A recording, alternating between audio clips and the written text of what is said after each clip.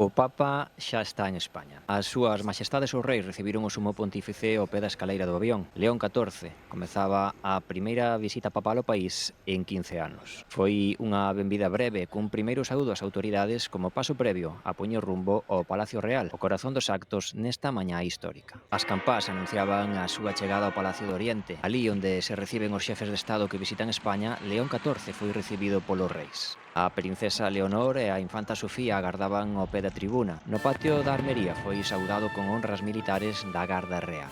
Co rei como anfitrión seguiron os saúdos ás autoridades, os presidentes do Goberno, do Congreso e do Senado, seguidos de representantes de todos os poderes do Estado. Tras compartir un momento privado coa familia real, chegou o saúdo a todas as autoridades presentes. Tamén o presidente da Xunta, Alfonso Rueda, expresidentes do Goberno e o líder da oposición, Alberto Núñez Feijóo. No Salón das Columnas chegaron os discursos. Primeiro o rei, Felipe VI, valorou a firmeza do Papa ante os abusos, gabou a súa primeira encíclica e deulle a benvida. León XIV deixou claro a finalidade da súa visita, a reconciliación e cooperación entre as distintas forzas da nación.